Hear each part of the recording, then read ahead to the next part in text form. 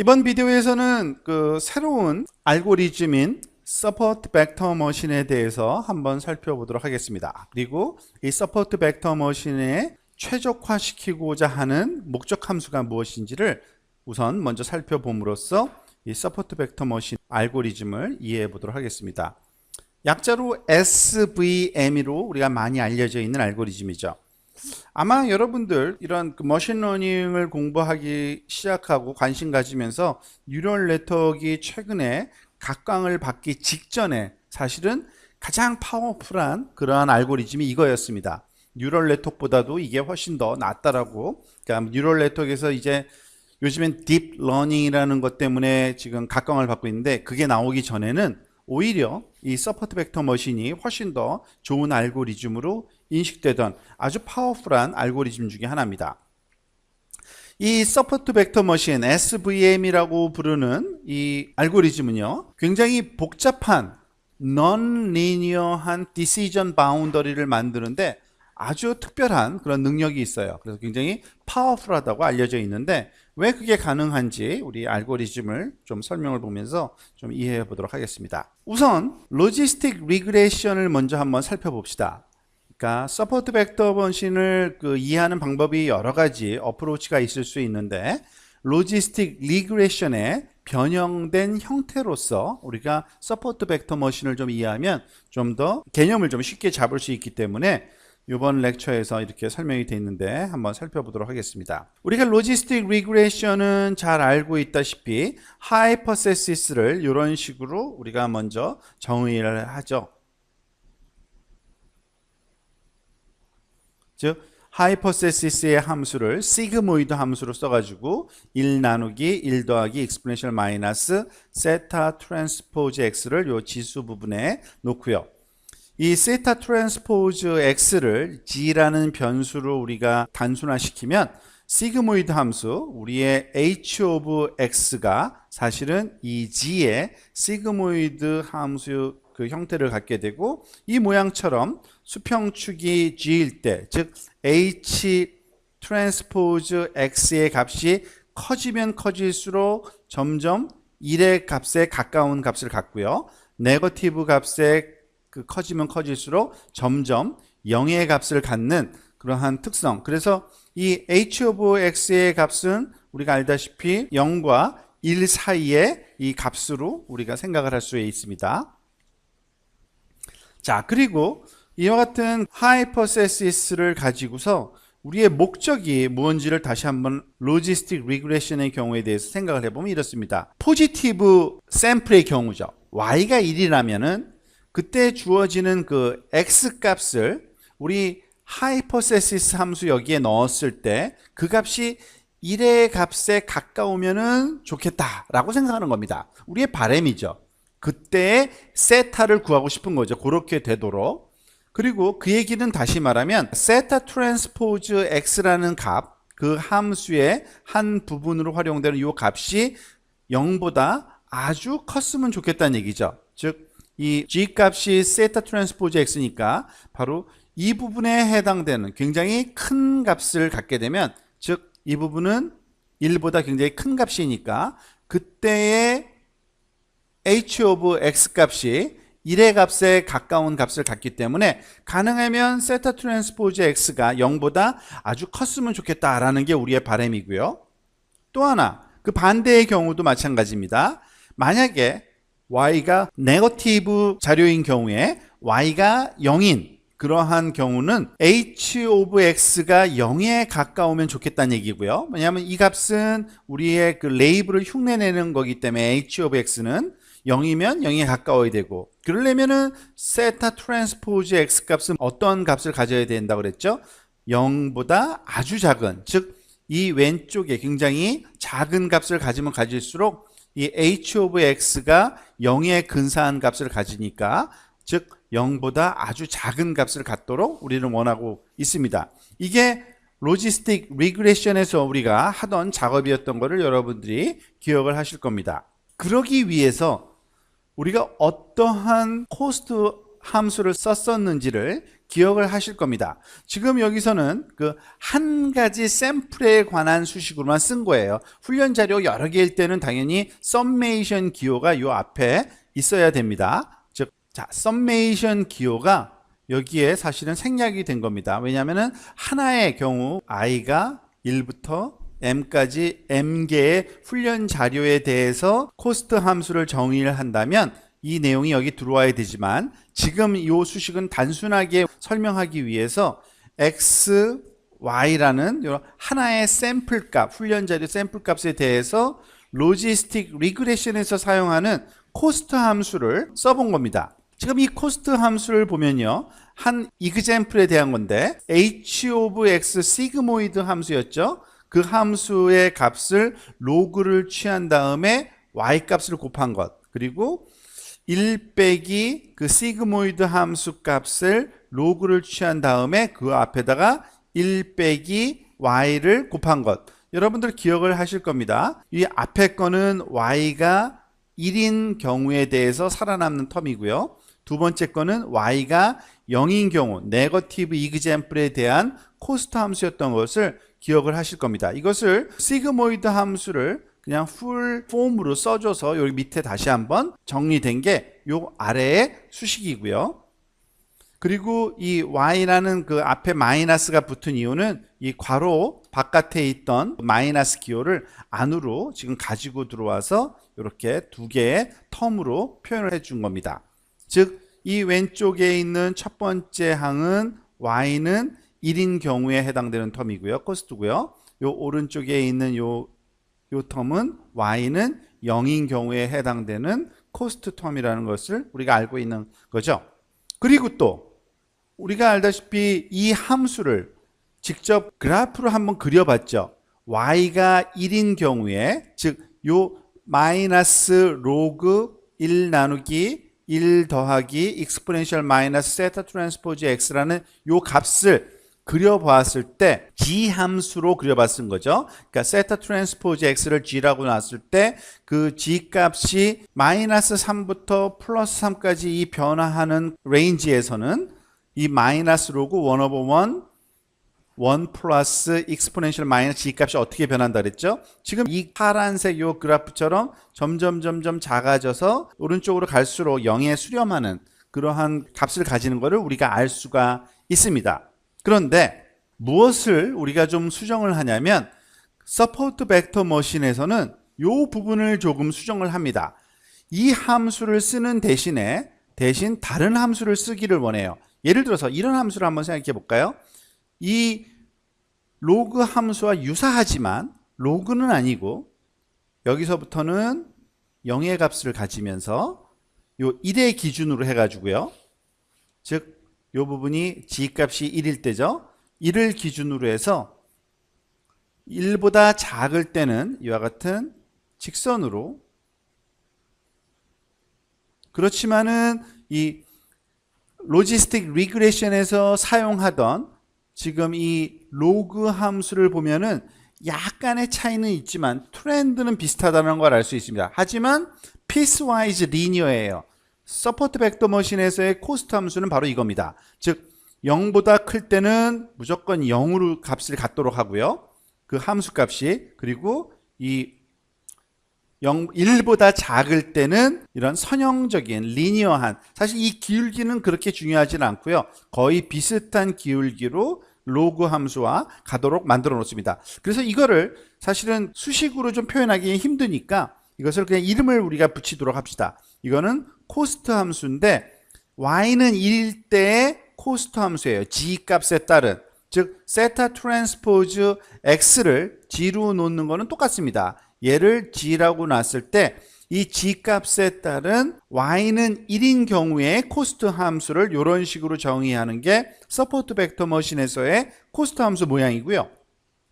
마찬가지로 y는 0인 경우에는 우리가 요 로지스틱 리그레션에서 사용했던 코스트 함수의 모양이 이와 같이 오른쪽으로 가면서 점점 증가하는 값을 갖는 걸 알고 있죠. 당연히 그 수식은 이렇게 다시 한번 요약될 수 있는 거고요. 그런데 로지스틱 리그레션의 함수와 유사하지만 또 다른 그 코스트 함수를 즉 코스트 제로일 때, 즉 y가 제로일 때의 코스트 함수를 서포트 벡터 머신에서는 이런 식으로 정의합니다. 마이너스 1을 요번엔 기준으로 해서 마이너스 1보다 작으면 항상 0인 값을 갖게 하고요.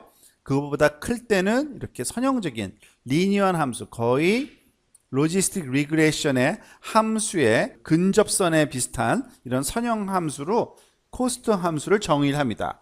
그게 바로 서포트 벡터 머신이 하는 일이에요. 그런데 이렇게 되면 일단은 경향은 맞을 거예요. 그죠? 우리가 최적화를 시키게 되면은 가능하면 g 값을 이 0의 영역으로 오도록 만들어 주려고 할 거고요. 그리고 특히 y가 0일 때는 이 코스트 함수가 작아야 되니까 요 영역으로 들어오도록, 즉 g 값이 마이너스 1보다 작거나 같은 위치로, 만약에 y는 1인 포지티브 경우에는 g 값이 1보다 큰 영역으로 놓이도록 이렇게 만들려고 노력을 할 겁니다. 그럴 때에 얻어지는 디시전 바운더리의 모양이 굉장히 독특해지는데, 그게 바로 서포트 벡터 머신의 특징이라고 할 수가 있습니다. 자, 그러면 이 서포트 벡터 머신에서는 그럼 어떠한 코스트 함수를 우리가 적용하는지, 사실은 이거를 그대로 적용하지는 않고요, 약간의 변형을 줍니다. 그 내용을 한번 좀 살펴보도록 하겠습니다. 우선 비교하기 위해서 로지스틱 리그레이션에서 사용하는 전체 코스트 함수 J 오브 세타를 우리가 기억을 할 겁니다. J 오브 세타 값을 이 정도의 그런 모양으로 정의해서 썼던 걸 기억하고요. 이 J 오브 세타를 최소화시키는 그때의 세타 값을 구하는 것이 로지스틱 리그레이션에서 우리가 활용했던 거죠. 다시 한번 또 기억을 되살려 보면은 앞에서 다시 리뷰를 했었으니까 y가 1일 때 우리의 비용 함수의 모양이 요거고요. 그죠? y가 0일 때 적용되는 비용 함수의 모양은 요 부분이었던 것. 이 뒷부분은 우리가 잘 알고 있는 regularization 항이라는 것을 기억을 하실 겁니다. 자, 그런데 우리가 지금 하고자 하는 것은 이거를 좀 대체하는 거죠. 서포트 벡터 머신에서는 요 코스트 함수를 좀 바꿔놓고 싶은 겁니다. 얘를 뭐로 바꾸고 싶냐면, 지금 아까 그 그렸던 그림, 이런 함수, 그리고 오른쪽 이 부분은 이런 함수로 바꿔놓고 싶은 겁니다.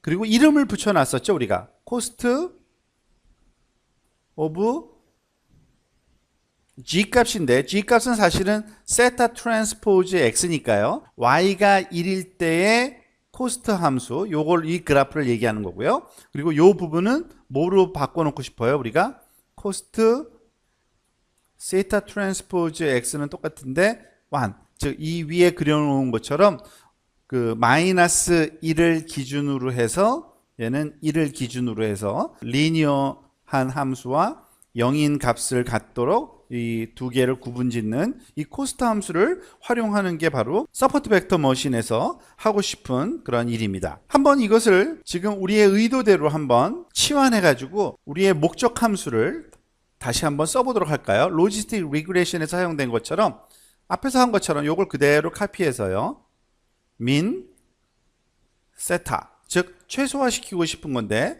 무엇을 최소화시키고 싶은 거냐면 이 앞에 썼던 걸 그대로 한번 일단은 가져와 볼게요. 1 over m이고요. 그리고 그 안에 들어가는 이 모든 훈련 자료에 대해서 i는 1부터 m까지, 그리고 주어진 그 y 레이블, i번째 y 레이블에 대해서 곱하기, 이제는 코스트 함수를 대실 거니까 코스트 1번 코스트 함수 세타 트랜스포즈 x의 i번째 그 훈련 자료 내용이 들어가는 거고요. 그리고 또 더하기 1-yi는 그대로고요. 곱하기 코스트, 이걸 제가 잘못 썼었군요. 0이었죠. 그 y는 0일 때의 코스트 함수 세타 트랜스포즈 x에 대한 이 함수를 써주면 되고요. 그리고 물론 이 뒤에 오는 regularization 텀을 그대로 한번 또 써줘 보도록 하겠습니다. 2m 람다 j는 1부터 n까지 그리고 세타 j의 제곱. 자, 그런데 서포트 벡터 머신에서는 전통적으로 좀 다른 포뮬레이션을 조금 쓰는 게 있습니다. 어떤 거냐면 예를 들어서 요 m분의 1과 요 m을 지웁니다. 왜 그러냐면 이거는 전통적인 컨벤션 때문에 그런 건데 수학적으로는 전혀 문제가 없어요. 여러분 알다시피 어떠한 함수가 예를 들어서 u-5의 제곱 더하기 1 이러한 오브젝트 함수라는 것이 있을 때 얘를 최소화시키는 예를 들어서 미니멈 그때의 u 값을 구하라. 그러면은 당연히 어떤 값이 구해지겠어요? u 값이 5면은 당연히 최소한 값을 갖겠죠.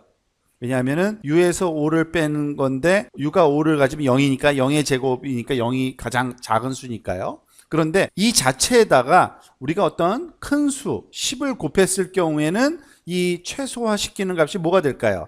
역시 똑같아요. 왜냐하면은 이거를 보세요. 미니멈 그러니까 예를 들어서 10 u-5 제곱 더하기 10 이거를 최소화시키는 곳에 그 u 값은 동일하게 5입니다. 즉 오브젝트 함수의 어떤 콘스턴트 값을 곱하거나 나누었을 때 그 오브젝트의 최소 위치를 구하는 데는 전혀 영향을 주지를 못합니다. 그래서 그냥 관례상 요 m은 지워버리는 겁니다. 둘 다 m분의 1, m분의 1을 곱하니까요.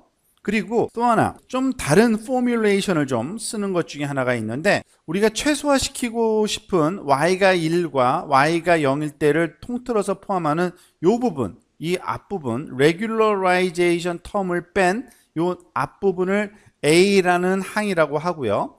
요 뒷부분을 b라고 한번 우리가 놓고서 한번 생각을 해보겠습니다. 우리가 최소화시키고 싶은 대상이 기존의 로지스틱 리그레션에서는 그 로지스틱 리그레션뿐만 아니라 리니어 리그레션과 그리고 뉴럴 네트워크에서도 마찬가지였어요.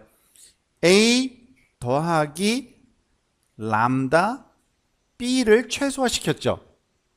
그 앞에 람다를 곱한 겁니다. 요거는 람다를 빼놓고서 지금 제가 B라고 이렇게 이제 호칭을 하겠는데 그런데 서포트 벡터 머신에서는 관례상 어프로치 자체가 다르게 포뮬레이션 되었기 때문에 그런 건데 이 대신에 이런 목적 함수를 최소화시킵니다. 요거 대신에 C 곱하기 A 더하기 B를 최소화시켜주는 이러한 방법을 택하고 있습니다.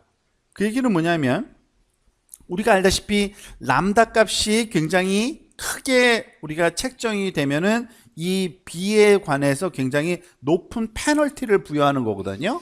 얘가 커지면 안 되는 거죠. B가. 마찬가지로 똑같아요.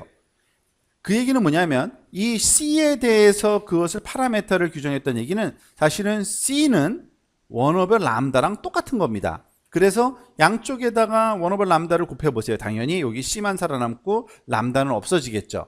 그 얘기는 뭐냐면 거꾸로겠죠. C 값이 아주 작은 값을 가질 때 오히려 얘가 페널티가 높아지는 겁니다.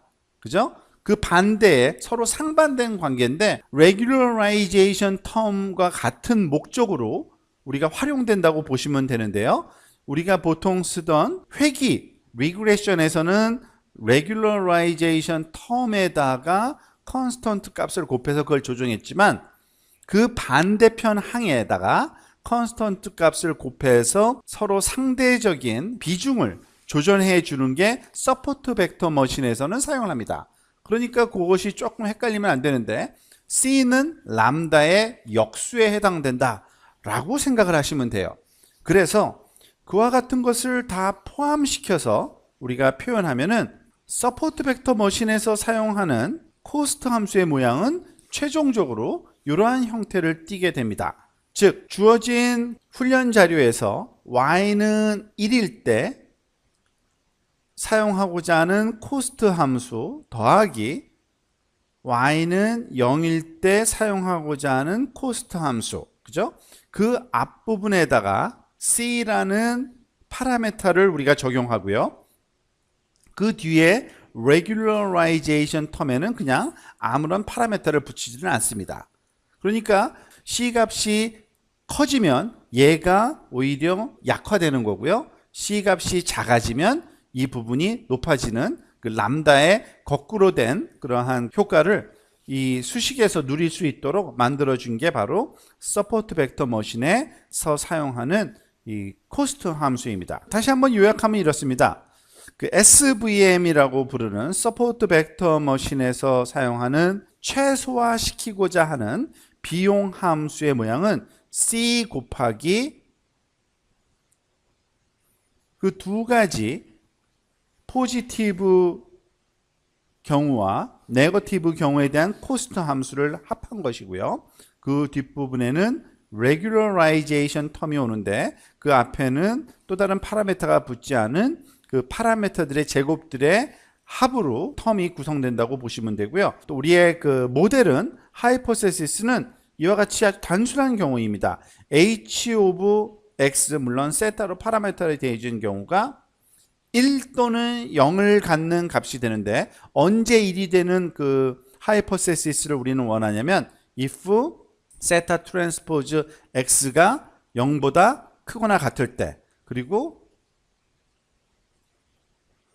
그 이외의 경우에는 그냥 네거티브 그 결과 0이라고 판단되는 이러한 하이포세시스를 우리는 활용을 하고 이러한 것이 정확히 최소한도의 비용을 나타낼 수 있는 세타 값을 구하는 것이 서포트 벡터 머신에서 추구하고 있는 목적이라고 보시면 됩니다.